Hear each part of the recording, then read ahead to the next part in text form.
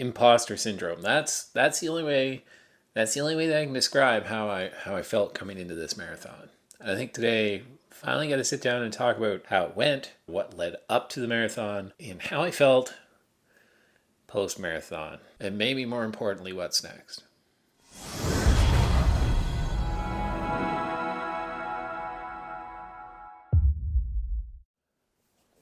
All right, so if you've been a long time follower of my channel, first of all, thank you. I appreciate you. It really, really does motivate me, and I love all the support that I get from this channel. It really does keep me going. So thank you. But if you are new to my channel, normally when I do a little bit of a race recap, it's more of a vlog style of the day. This day, the marathon that I ran a few weeks ago now, I've been trying to figure out how I wanted to put this video together because quite frankly, I didn't record a whole lot on the day. I wasn't feeling it going into this race, and to the point where I actually didn't sign up for the race until I think just a few days before. I'll look back, but I know it was just a few days before, and I'm not really sure why. There's a few reasons, and we'll dive into it in this video, and we'll go over the race recap. So we're going to cover all of it, my nutrition, my sleep leading up to it, and then eventually, by the end of it, we'll talk about going forward, because I think some of the things that I pull out of this marathon training block and the race itself are really going to inform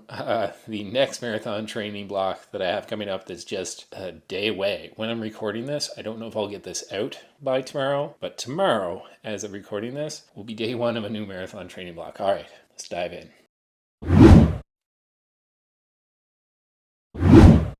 So it makes sense for us to start by looking at my marathon training block, because that really informs how I felt come race day. And when I say imposter syndrome, that really, really is where it starts from. And my training was pretty inconsistent. There were entire weeks during this block where I didn't run at all. And that came down to a couple of different reasons. I wasn't sleeping very well. My mental health at times was sort of in the toilet, in the tank. And work was really, really tough. So I had a lot of things that were kind of weighing me down. I'm not making excuses, but that's just the reality of it. Probably unpack these and go into more detail in the next marathon training block, because these are things that I want to specifically call out and try to do better with. But all of these things led to being pretty inconsistent in my training, and it wasn't really until I got to the month of April, when the marathon was in the second week of May, that I really dialed in my training, and I put in a huge block of running in that month of April. It was the most running that I've ever done in a single month. It was, I think, the 3 biggest training weeks I've ever done, period, in my running. All 4 weeks,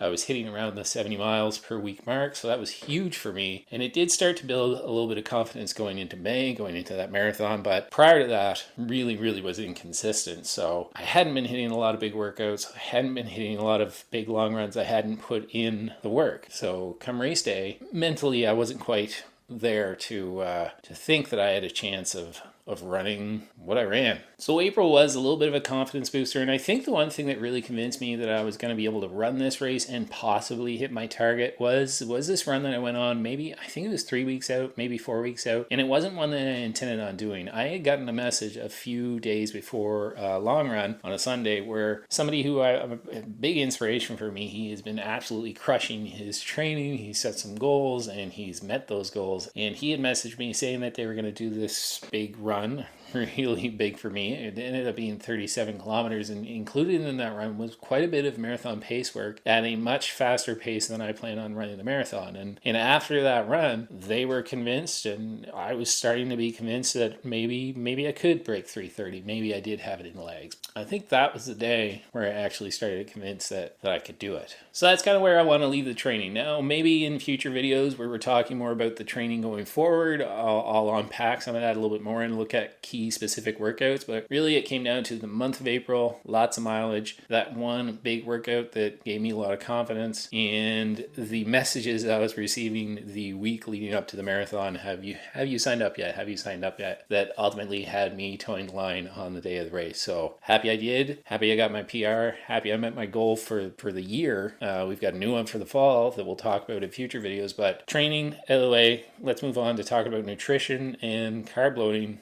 before the race. 3-day carb load.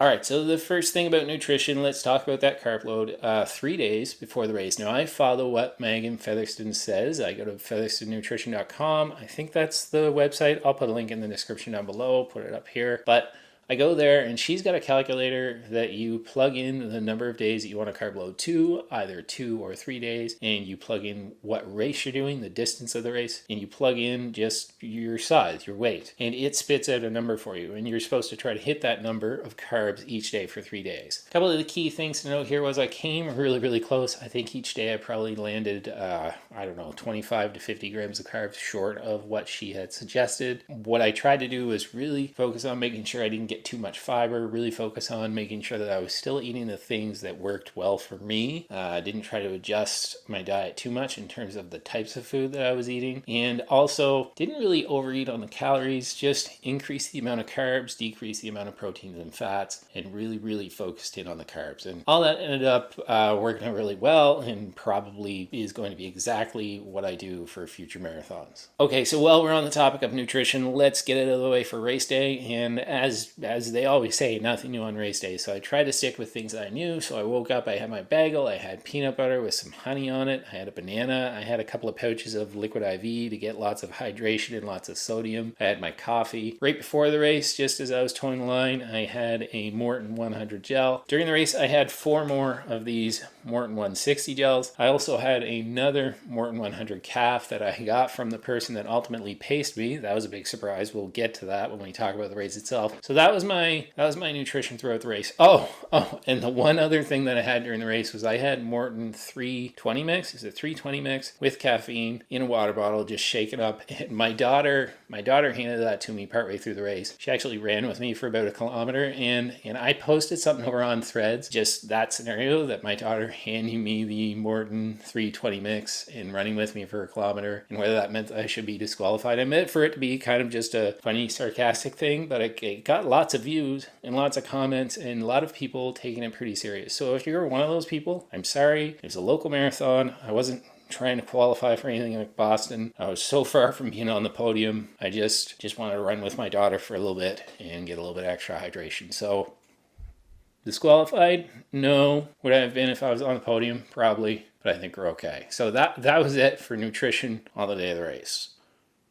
Before the race and during the race, not after the race. I had all sorts of bad decisions after the race when it comes to nutrition.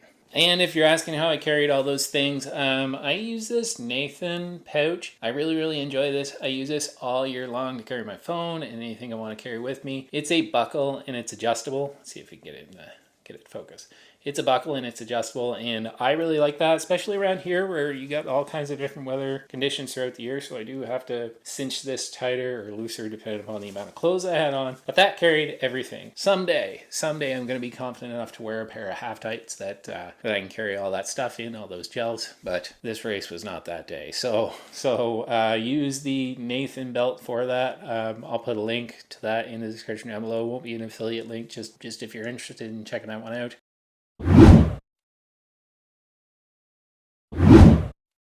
Let's talk tech for just a second. So I am wearing the Garmin Forerunner 265, and the night before the race, I set this up with Garmin Pace Pro. Now, I think the most watched video on my channel is actually the how to set up Pace Pro. I'll put a card up here if you want to go check that out. The other piece of tech that I had on me were these headphones. Now, these headphones were sent to me, and they're very similar to Shocks. They just go over the ears. They're bone conduction. But the one key factor with these that I really like is that you're actually able to load music directly to these. And where it was a local race, I wasn't going to be needing my phone, didn't have to carry my phone with me, and I was able to load up a bunch of aggressive rap to these headphones for the race. Now we'll talk more about that aggressive rap in a little bit. Those were the headphones I used. Worked really well on race day.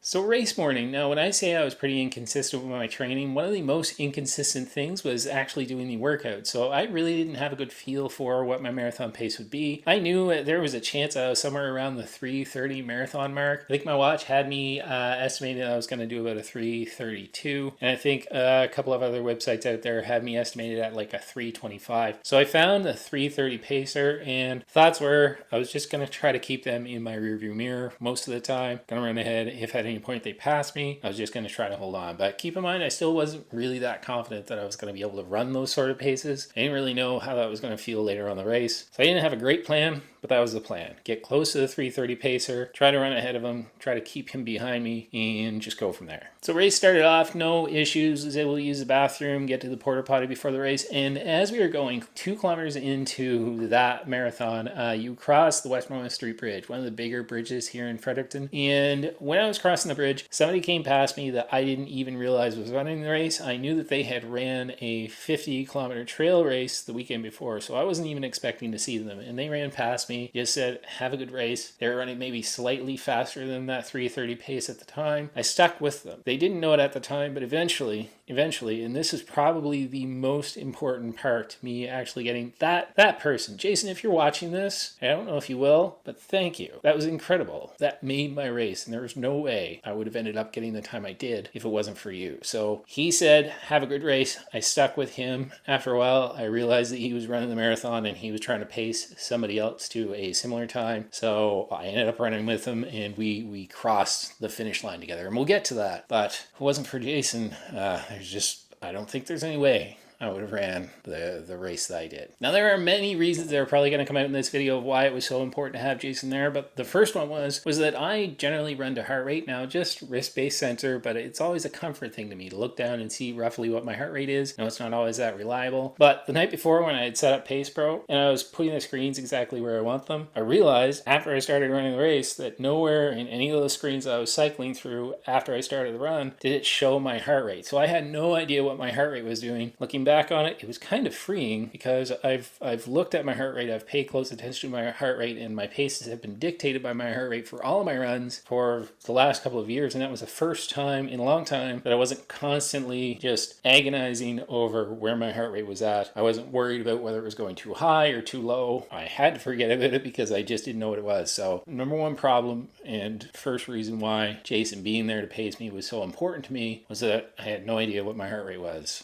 Now, I did within the first 5 kilometers as I was kind of tagging along with Jason, and I think at the time he didn't even realize that he was eventually going to be my pacer. I just decided to run with him. I was looking down at my paces and felt like I was going a little bit too fast. But again, I had no sort of idea of where I was at fitness-wise, so it felt a little bit uncomfortable, but not to the point where I was worried too much about it. So first 5-10 kilometers went off without too much of a hitch. The first big hitch came at about that 10-kilometer mark.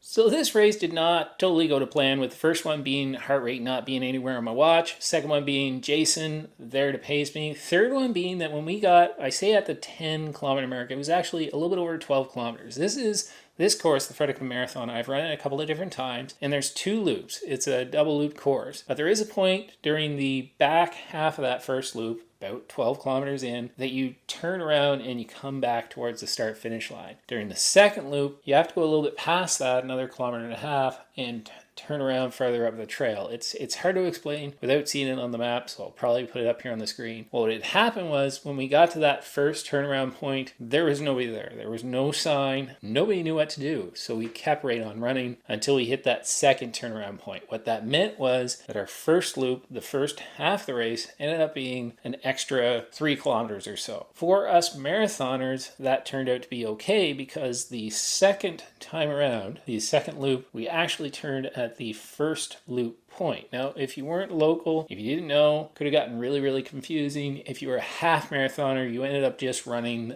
a little bit too far by about 3 kilometers, but we ended up being okay. But where that becomes a big deal is that where I was using Garmin Pace Pro, and this is where technology sometimes, if you don't just try to keep things manually lap if you use Garmin Pace Pro, the map's loaded up on your screen. Since we ran it the wrong way, since we ran the second loop the first time around, and then ran the first loop the second time around, that makes sense in my head, Garmin was all kinds of messed up. So as we were running that first half of the marathon, my watch was telling me at some points that I was running like a 13-14 minute kilometer. I don't know if I got any footage of that on the GoPro, but I knew that was completely off. Jason, being sort of the more experienced marathoner, didn't have Pace Pro set up at all. I think he might have been manually lapping his watch, where he just kept looking at his current pace, and so his watch was fine. His watch was telling him what his paces were, mine was totally screwed up. So if there's a change to the course, or if you have the wrong map loaded up in Pace Pro, that can really, really mess with your watch. And had I not had Jason there, again, he's my savior, there's just no way I would have been able to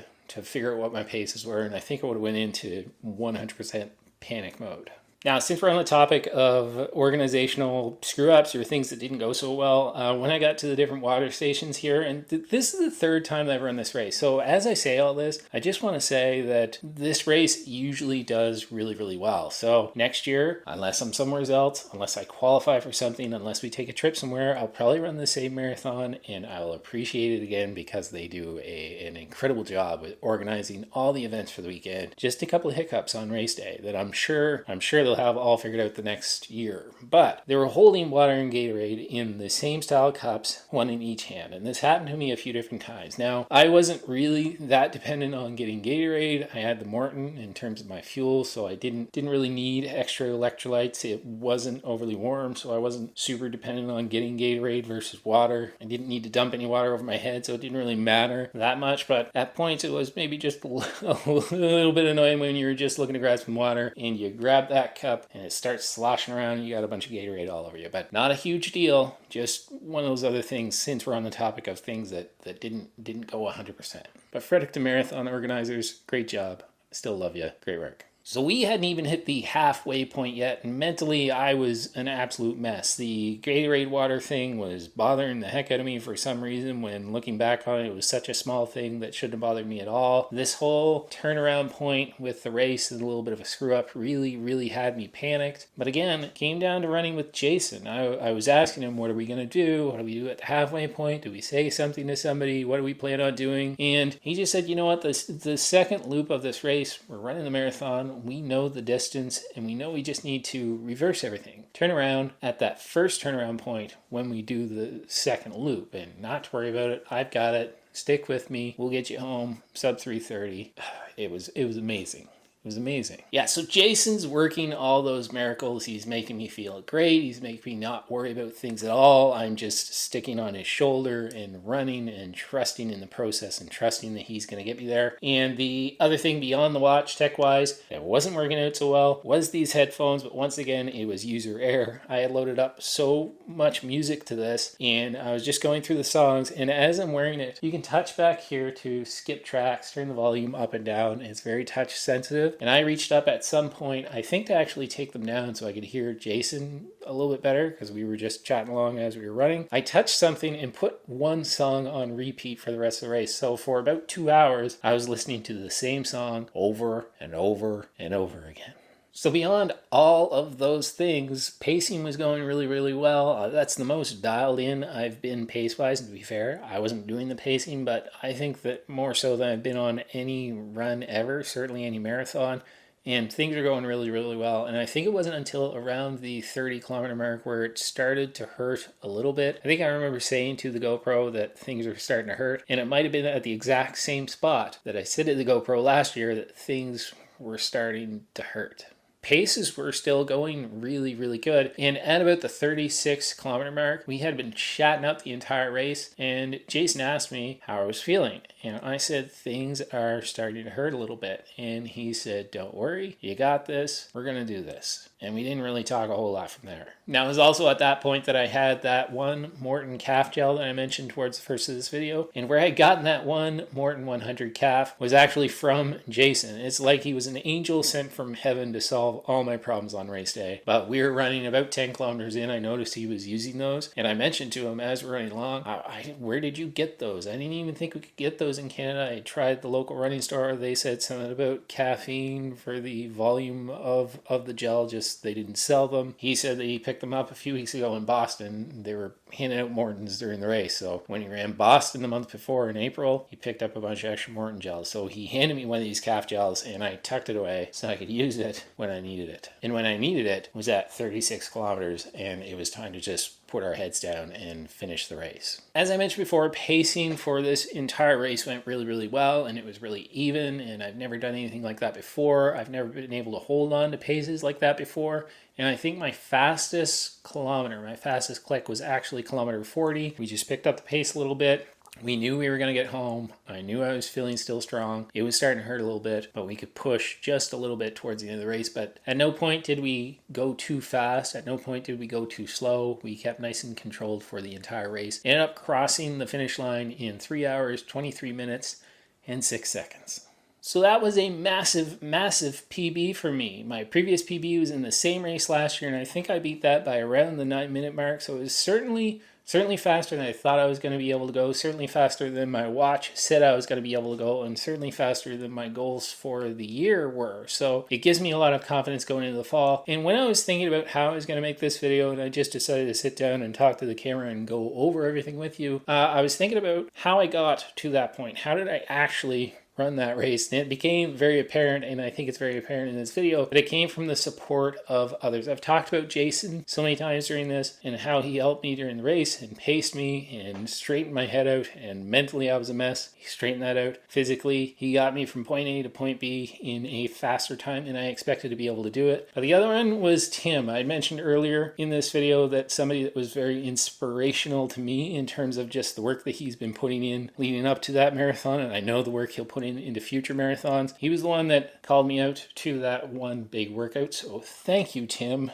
because that meant the world to me. That gave me the confidence to actually sign up for this race. I should also mention Roy, who was on that same run with me and Tim, that last workout that had me convinced that I could even run the marathon. Now, Roy's a little bit faster. He ran a sub 3 hour marathon that day, but Roy was the one who had been messaging me after that run. Have you signed up for the marathon yet? Have you signed up for the marathon yet? So thank you, Roy. Thank you, Tim. Thank you, Jason. You guys did an incredible job getting me to the end of this race and getting that PB. And the last thing I want to say to kind of close this all out and get this marathon in the rearview mirror is that it's given me so much confidence that I've got so much more in me. So I'm excited, very excited for the marathon I've got coming up in the fall. There's going to be a lot of detail on that. I've got some exciting news around that marathon as well, but it's given me confidence that with a good training block where I have confidence going into the race, I am absolutely going to crush my PR, and we're going to set some lofty goals for that one. So if you're not currently subscribed, please consider subscribing, hitting the like button in this video, and tell me what are your goals for the rest of 2024. That's the end of the video, guys. Hope you enjoyed it. My name is Matt, and this has been What Matters to Matt, and ultimately, what matters to me most is my family. I'll see you guys in the next video. Step 1, wake up early, gonna rise with the sun. Step 2, get some food in you. Step 3, think real hard about what you wanna be. Step 4, everybody just do your thing. Wake up, today's gonna be a good day. Wake up, today's gonna be a good day. Wake up, today's gonna be